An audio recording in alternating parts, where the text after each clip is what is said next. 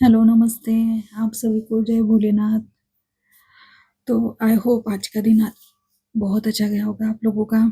जाना भी चाहिए क्योंकि हम प्रयास ही ऐसे करते हैं, हम भगवान से प्रार्थना ही ऐसे करते हैं कि आज का हमारा दिन बहुत अच्छे से बीते।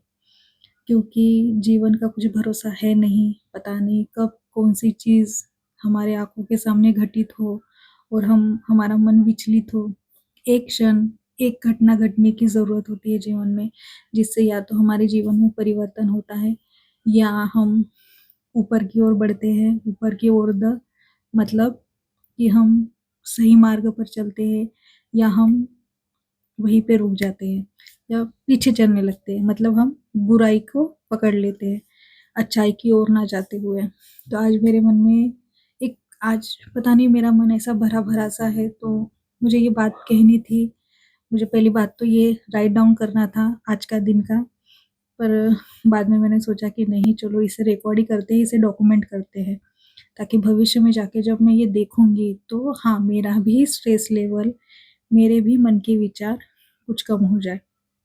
तो बात करती हूँ ईश्वर से निकटता, ईश्वर की ईश्वर की ओर पास जाना। हम ईश्वर के और पास कैसे जा सकते हैं? हम ऐसा क्या कर सकते हैं कि हमारा समय अच्छा शुरू हो जाए? मतलब बार-बार हमेशा हम कितने भी सफल हो जाएँ या ना हो जीवन में, लेकिन हमारा प्रयास यही बनता रहता है कि हम जीवन में इस मोड़ पर हो कि जब हमें कोई सामने से अगर कुछ माँगे, मदद माँगे शरीर की, शरीर का मदद मीन्स लोगों की सेवा करना, ठीक है? बड़े-बुज़ुर्गों की सेवा करना। अगर घर पे ज़रूरत है कि हम बड़ों की सेवा कर सकते हैं, तो शरीर की मदद मतलब हमारे पास अगर पैसे नहीं हैं, तो हम ऐसी सेवा कर सकते हैं बड़ों की, बुज़ुर्गों की। पैसों की मतलब किसी को बहुत ज़रूरत है पैसों की, लेकिन उस वक़्त उस इंसान की कोई मदद नहीं कर रहा, तो हमारे पास जब पैसे होते, तो हम उसे दे सकें, ये आशा भी ना रखते हुए कि वो हमें वापस करेगा। तो ये मदद, एक होता है किसी को ज्ञान देना, किसी का सांत्वना करना, मतलब कोई बहुत दुखी हो, तो उसकी मदद करना, अपने शब्दों से उसे बताना कि जो हुआ है तुम्हारे साथ, वो तुम्हारे भाग्य में पहले से लिखा हुआ था और तुम्हें भोगना बहुत ज़रूरी था। अगर तुम उसे नहीं भोगते, तो वो जन्मों-जन्मांत तक वो तुम्हारे साथ चलता रहता और तुम्हारी जो अभी अवस्था है, जो डिप्रेस्ड हो या हारे हुए हो या लॉस्ट हो चुके हो, तो इससे बाहर निकलने के लिए अच्छा है कि शांत मन से उसे भोग लो। जो हमारे सामने जो भी घटना हो रही है, वो साक्षी भाव से देखो कि आपके जीवन में हो क्या रहा है। आप जब ये प्रश्न करते हो कि मैंने तो ऐसा कुछ करा ही नहीं, मैंने तो ऐसा कुछ किया नहीं, मैंने तो कभी चींटी भी नहीं मारी, मैंने तो कभी बड़ों से ज़ोर से बात भी नहीं करी, फिर भी मेरे साथ ऐसा क्यों? हम जब ये प्रश्न खुद से करते हैं, भगवान से करते हैं, तो तब हमें ये एक उत्तर आता है कि ये आपके भाग्य में था और शांति से इसे भोग लीजिए। तो इन सब से हम निपटारा कैसे करेंगे? हम इस सब से अ, इन सब से, इन परिस्थितियों से, इन दुखों से बाहर कैसे निकलेंगे? तो इसका सर्वव्यापी सबसे बड़ा एक ही मार्ग है, वो है भगवान से निकटता, भगवान की शरणागति। और ये आज का वीडियो शरणागति पर ही है। हाँ, क्योंकि बहुत दिनों से मैं जो भी वीडियो बना रही हूँ, उस वीडियो में मुझे ऐसे लगता है कि समथिंग मिसिंग, मतलब कुछ तो है जो मैं कह नहीं पा रही हूँ, मैं एक्सप्रेस कर नहीं पा रही हूँ, कुछ है जो छूट रहा है। तो वो ये थी कि मैं खुद से सेल्फ अवेयर जब होते हैं, हम खुद थोड़ा ज्ञान लेने का प्रयास करते हैं, तब हमें समझ में आता है कि हाँ, हम कुछ मिस कर रहे हैं। वो है कि हम ईश्वर से, मैं वीडियो तो बना रही हूँ, पर मुझे ऐसे लग रहा है कि क्या पता, मैं शायद ईश्वर से दूर हो रही हूँ। प्रभु हमेशा हम में वास करते हैं, हमारे अंदर वास करते हैं। मेरे महादेव मेरे अंतर्मन में वास करते हैं। हम जो भी बोलते हैं, क्या सच में हमें लगता है कि हम इतने ज्ञानव्यापी हैं कि हम खुद इतना बोल पाएंगे? नहीं, नहीं बोल पाएंगे। हम तब बोल पाएंगे जब उनकी कृपा हम पर होगी। जीवन में सही समय आने के लिए हमें ईश्वर की कृपा लेनी है, क्योंकि हम में इतना सामर्थ्य नहीं है कि हम बोले कि मैं करूँगा, मैं कमाऊँगा, मैं लाऊँगा। नहीं हो पाएगा भाई, नहीं हो पाएगा। क्योंकि आप कोई नहीं हो, उनके सामने कोई नहीं हो। आप जब भी गर्व से ये कहते हो कि ये मैंने करा है, मैंने घर में गाड़ी लाई है, मैं पैसे कमा रहा हूँ, पता नहीं फलाना ढिमकाना, हम कितना के बारे में बोल देते हैं कि हम कमा रहे, पर क्या पता हमारे भाग्य में जो हम कमा रहे हैं वो हमारी माँ के भाग्य से आ रहा हो, हमारे भाई बहनों से, हमारे हस्बैंड से, पता नहीं क्या हस्बैंड के भाग्य में, हमारे भाग्य से। ऐसा जब कहते हैं ना कि एक इंसान कमा रहा है और 10 बैठकर खा रहे हैं, तो वो अकेला नहीं कमा रहा, वो 9 लोगों के भाग्य का वो उसके पास आ रहा है किसी काम द्वारा। तो आप कोई नहीं हो, ये सबसे पहले स्वीकार कर लो और ईश्वर के शरण में रहो हमेशा। तेरा तेरा तेरा तेरा तुझको अर्पण, मेरा कुछ नहीं है, हम कुछ नहीं है। जिस समय हम ये जान लेते हैं, मान लेते हैं, आप खुद देखेंगे आपके दिन फिर जाएंगे, खुद देखेंगे। मुझे भी ऐसा ही लग रहा था कि समथिंग मिसिंग, यही तो मिस था कि मुझे लग रहा है मैं प्रभु को अपने से दूर कर रही हूँ, कुछ अपने जीवन में ऐसी गतिविधियां कर रही हूँ जिस वजह से मुझे लगता है कि मैं प्रभु से दूर हो रही हूँ, पर मन मेरा बहुत उदास था।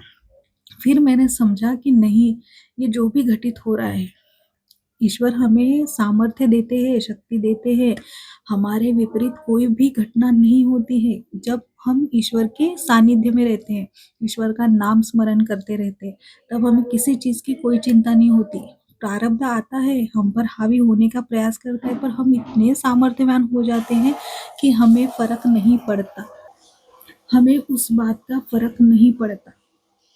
इसीलिए जीवन में ईश्वर की शरणागति बहुत ज़रूरी है। जीवन में अगर आगे बढ़ना है, अपना समय, जो भी आपका समय अच्छा चल रहा है, बुरा चल रहा है, वो समय आपको बेहतर बनाना है तो ईश्वर से निकटता बढ़ाइए, रोज़ मंदिर जाइए, रोज़ महादेव की सेवा करिए, पूजा करिए।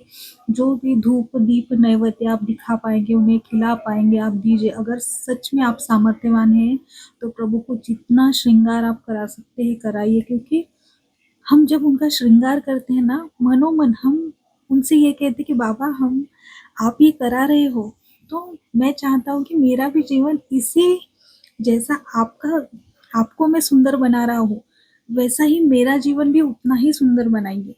मैं थोड़ी सी स्वार्थी हूँ तो मैं उनको बोलती हूँ कि हाँ प्रभु, आप जितने सुंदर लग रहे हो ना, मेरा भी जीवन इतना ही सुंदर बना दीजिए। तो पूरी करना ना करना उनकी इच्छा, लेकिन पिता के अधिकार से हम अपने मालिक को अपना पिता समझते हैं, तो ये उन पर अधिकार जताकर हम उनसे ये मांगते हैं कि प्रभु हमें ये चाहिए, तो वो देते हैं, वो देते हैं, पर उनके समय पर, जब वो राजी हो जाए कि हाँ, ये आशीर्वाद, ये आशीर्वाद हम ईश्वर से मांगते हैं। मांगना जरूरी भी है, क्योंकि हमें जो चाहिए हम अभी अपने पिता से नहीं मांगेंगे तो हम किससे मांगेंगे। ये हमें समझना चाहिए कि हमारी अगर कोई भी इच्छा है, क्योंकि हम इस कलयुग में हम संसार रूपी जीवन जी रहे हैं, हम सन्यासी नहीं है, तो हमारी जो भी जरूरत होगी हम ईश्वर से मांग सकते हैं, हम उन पर अधिकार समझकर मांग सकते हैं। लेकिन हर चीज की कीमत होती है, हर चीज की कीमत होती है। कीमत मतलब, अगर आपको कुछ चीज जो भी चाहिए आपको, तो उसके बदले आप, अगर आपको कुछ चाहिए, जैसे कि आप समझे कि आपको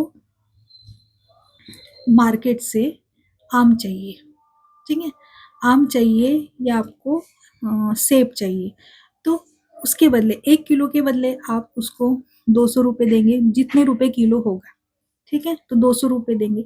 लेकिन प्रभु से आप जो मांग रहे हैं ना, उसकी भी आपको कीमत देनी पड़ेगी, उनको उतना समय देना पड़ेगा, उनका उतना नाम स्मरण करना पड़ेगा, कि या सेवा, सेवा मतलब मंदिर के बाहर जो लोग होते हैं उनकी सेवा करनी पड़ेगी या भंडारा करना पड़ेगा, मतलब लोगों को खिलाना पड़ेगा, लोगों की आत्मा शांत करनी पड़ेगी, कुछ ना कुछ तो आपको देना पड़ेगा। इस दुनिया में फ्री कुछ नहीं मिलता, हमें हमारे सुख के बदले बहुत कुछ ऐसा करना पड़ता है जो उसकी कीमत होती है।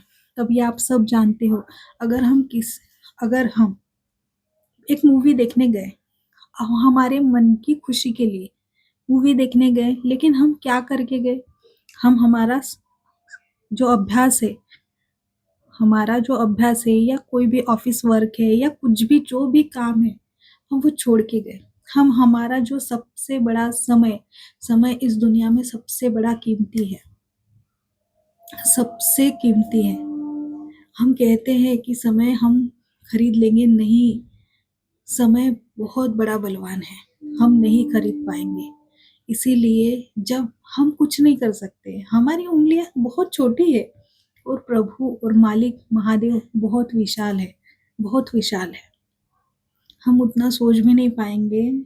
अगर हम उनकी शरण में उतना रहेंगे तो पता नहीं हमसे हमें क्या से क्या दे देंगे। आपके मन में कभी जीवन में वो बात आई भी होगी कि ये आपको चाहिए, लेकिन कभी आपने सिर्फ मन में बोला होगा, एक दिन वो आपके सामने प्रकट हो जाएगी, लेकिन उसके लिए आपको उतना कर्म करना पड़ेगा। इसलिए शरणागति बहुत ज़रूरी है। भगवान की शरण में रहिए, उनसे जुड़े रहिए, आपको सब मिलेगा, जो चाहिए वो मिलेगा। आप उनकी भक्ति करके तो देखो, महादेव महादेव जप के तो देखो, नाम लो, शिव शिव, शंभु शंभु, जो भी आपको लगता है, लेकिन शरणागति बहुत ज़रूरी है। क्योंकि हम कुछ नहीं कर सकते, क्योंकि हमने इतने पाप कर रखे हैं कि हमारे जीवन में एक क्षण सुख का एक क्षण दुख का होता है। खुद देखिए ना, अपने जीवन में झांक कर देखिए कि सडनली आप एक चीज के लिए खुश होते हो और दूसरी चीज के लिए तभी के तभी दुखी हो जाते हो। अगर आपको कुछ मिल जाए तो मिल गया, उसके लिए सुखी हो जाते हो, लेकिन जो नहीं मिला उसके लिए दुखी हो जाते हो। तो ये सुख दुख चलता रहेगा, लेकिन मन की शांति बहुत जरूरी है। जीवन में जितना पैसा जरूरी है उतनी ही शांति जरूरी है। तो शांति के लिए हमें भगवान की ओर बढ़ना पड़ेगा। सबसे बड़ा एक ही मार्ग है अपने जीवन में अच्छा समय लाने का, हमारा जीवन परिवर्तन करने का, वो है ईश्वर की शरणागति। ईश्वर की शरणागति में जाइए, उनसे प्रार्थना कीजिए, उनसे जितना जुड़ेंगे, जितना उनके निकट रहेंगे, आप देखिएगा। निकट का मतलब क्या, आप खुद देखिए, अगर कहीं आप दूर खड़े हो, और वहां पे आग लगी है, तो उसकी जो भी अग्नि, उसका जो भी तेज होगा वो आप तक आएगा। लाइव एग्जाम्पल, अगर आप किसी जहाँ पे अग्नि लगी हो वहां पे अगर आप खड़े हो तो उसका तेज आप तक आएगा। तो विचार कीजिए, आप अगर भगवान के शरण में हो, दूर भी खड़े हो लेकिन भगवान के शरण में हो, तो जैसे अग्नि का तेज आपको लगता है वैसे ही उनकी कृपा आपको लगती है, उनका आशीर्वाद आपको मिलता है। तो कितने भाग्यशाली हैं हम जब भी पहले ईश्वर की शरण में जाएंगे तो सबसे पहले ईश्वर हमें मजबूत बनाएगा, हमारे पाप कर्म कटेंगे, लेकिन हमें हिम्मत बहुत मिलेगी। हम पहाड़ हो जाएंगे। हम किसी के सामने झुकने वाले, जो छोटी छोटी बात पे रो देते हैं, हम जो छोटी छोटी बात पर रो देते हैं, हम ही देखेंगे कि हम इतने मजबूत बन चुके हैं कि दुनिया भर की प्रॉब्लम्स हम चुटकियों में सॉल्व कर देते हैं या सह जाते हैं। तो खुद देखिए अपने जीवन में कितना परिवर्तन होता है, खुशियाँ आएगी, पैसा आएगा, आनंद आएगा, और ये सब ईश्वर की कृपा से होगा। तो ईश्वर की शरणागति लीजिए और ईश्वर आप पर कृपा बरसाएंगे। तो कहते हैं जय भोलेनाथ, हर हर महादेव।